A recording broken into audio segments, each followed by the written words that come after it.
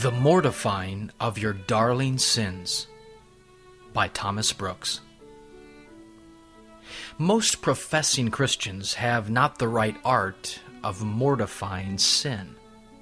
All their attempts are to hide a lust, not to quench it. A great motive to provoke you to the mortifying of your darling sins is solemnly to consider that the conquest and effectual mortifying of one bosom sin will yield a Christian more glorious joy, comfort, and peace than ever he has found in the gratifying and committing of all other sins. The pleasure and sweetness which follows victory over sin is 1,000 times beyond that seeming sweetness which is in the gratifying of sin. The joy which attends the subduing of sin is a noble joy, a pure joy, a special joy, an increasing joy, and a lasting joy.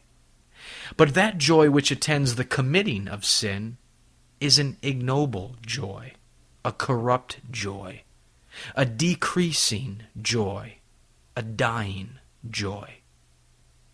The truth is, if there were the least real joy in sin, there could be no hell torments, where men shall most totally sin, and be most totally tormented with their sin.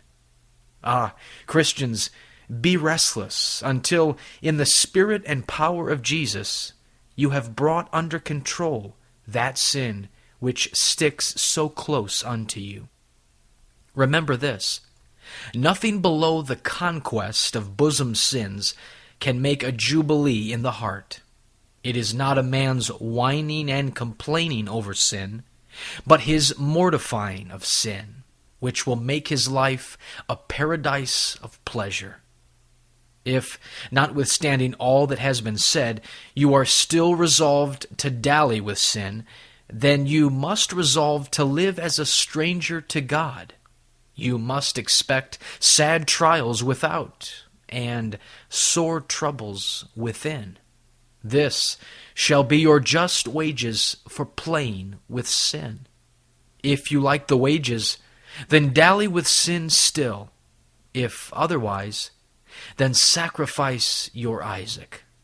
Ah, souls, of all unpardoned sins, your bosom sins will be presented by God, conscience, and Satan at last as the most filthy and ugly, as the most terrible and dreadful.